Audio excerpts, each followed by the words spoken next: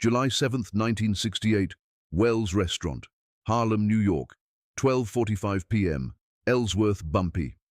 Johnson is sitting at a table laughing with an old friend, a plate of chicken and hominy grits in front of him. The man who ruled Harlem without ever holding public office. The man who negotiated with the mafia and survived wars that buried other men. One moment he's smiling and reminiscing about the old days. The next, he clutches his chest.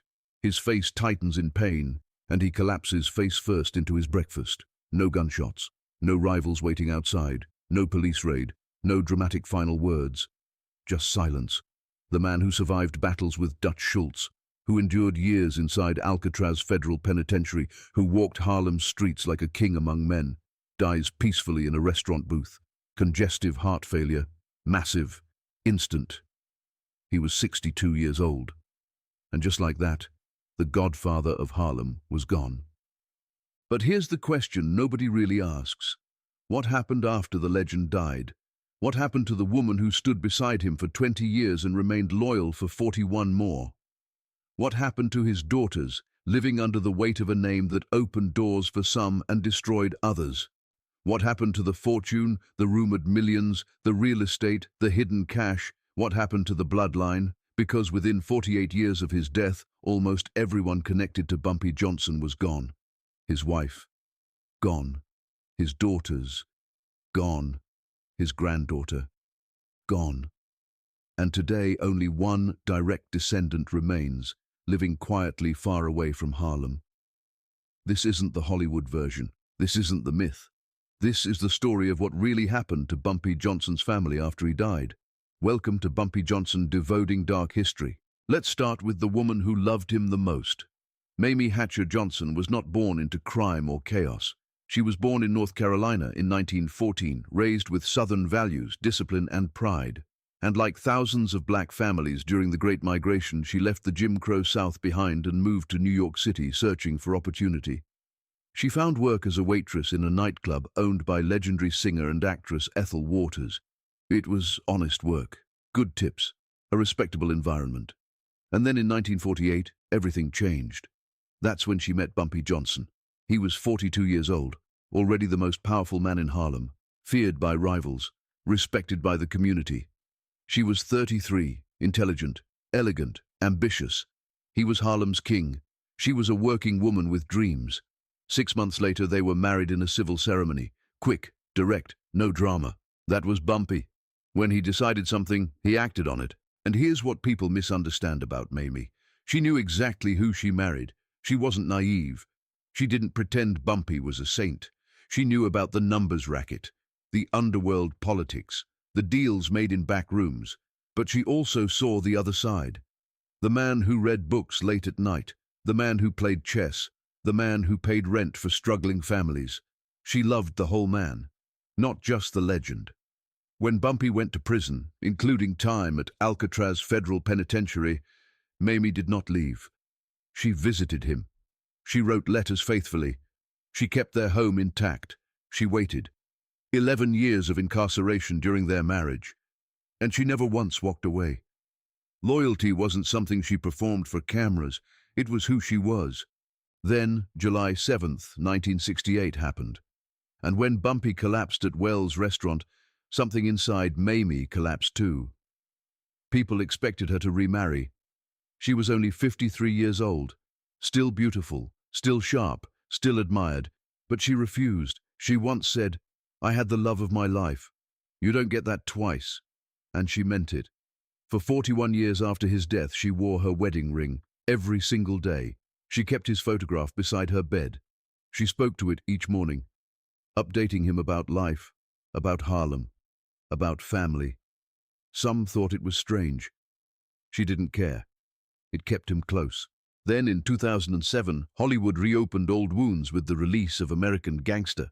The film portrayed Frank Lucas as Bumpy's protege and chosen successor. Mayme was 93 years old when she saw that version of events, and she was furious. She publicly called Frank Lucas nothing but a flunky. She insisted he was never part of their inner circle, never in their home, never the heir to anything. At 93 years old, instead of staying silent, Mayme decided to fight back the only way she could. She wrote her memoir, Harlem Godfather. She dictated stories, corrected myths, preserved her husband's complexity. She wanted the world to hear her voice, not Hollywood's version. The book was published in 2008. She had fulfilled her mission. She passed away in 2009. And she was buried beside Bumpy at Woodlawn Cemetery. After 41 years apart in life, they were together again in death. And if loyalty had a face in Harlem history, it was Mayme Hatcher Johnson. Bumpy Johnson had 2 daughters, and by 2006, both of them were gone. The empire was legendary. The name was powerful, but the family behind that name carried a very different story. A quieter one, a heavier one. Being the daughter of Bumpy Johnson was not a fairy tale. It was a shadow that followed you everywhere. First, there was Ruthie Johnson, the most mysterious member of the Johnson family. Very little is publicly known about her, and that wasn't by accident. She avoided cameras, avoided interviews, avoided attention completely. In a family surrounded by rumors and headlines, Ruthie chose invisibility. And honestly, that might have been the smartest decision anyone in that family ever made. She lived her life away from the spotlight. No public tell-all stories, no interviews defending her father, no attempts to cash in on the Johnson name. She stayed private, protected her peace. Even her cause of death in 2006 was never made public. Her family kept it that way. She lived quietly, and she died quietly. Sometimes silence is survival.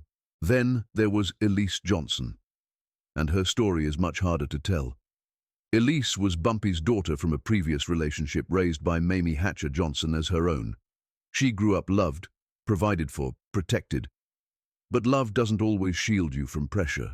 And the Johnson name came with pressure.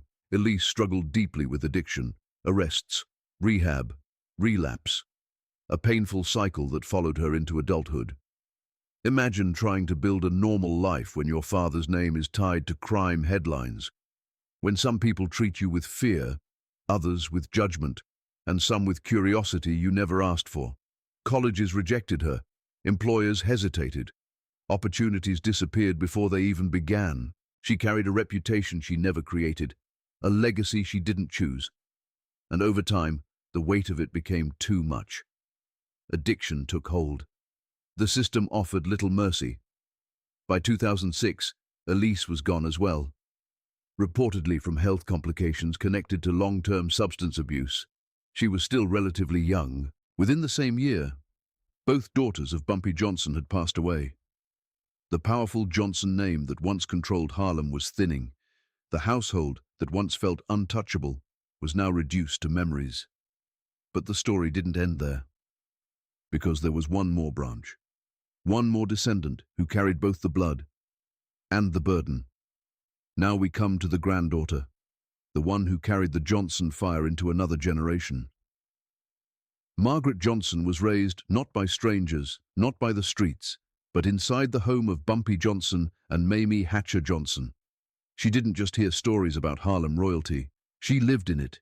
She grew up in an apartment filled with books, chessboards, music, and whispered conversations about power and survival. To the outside world, Bumpy was a crime boss. To Margaret, he was Grandpa. And here's something most people don't expect. As a child, Margaret was incredibly good with numbers.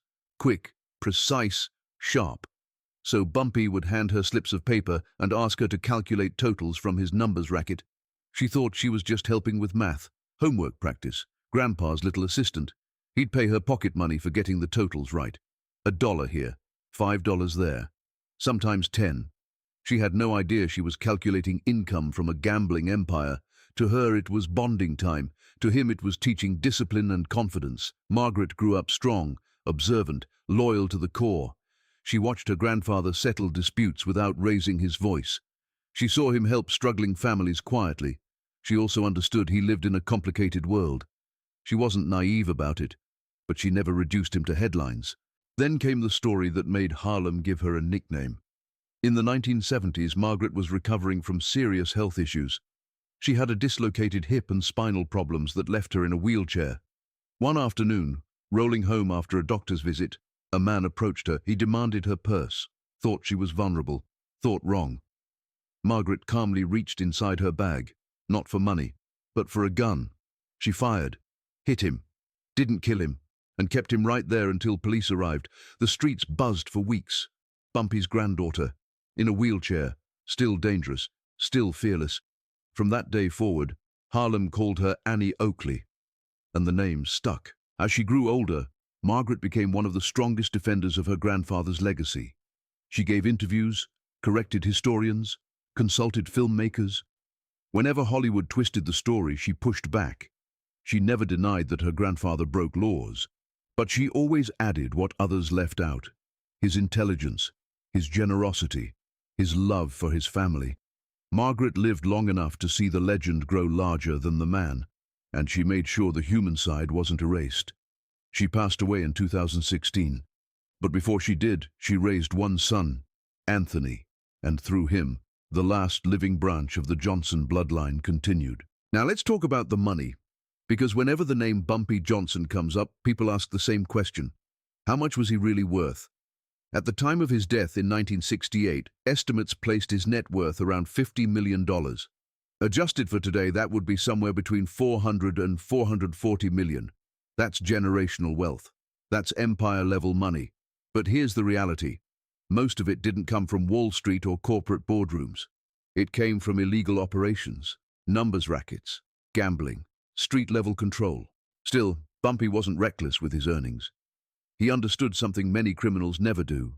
Money has to move into legitimate channels if it's going to survive. He invested heavily in Harlem real estate, apartment buildings, commercial properties.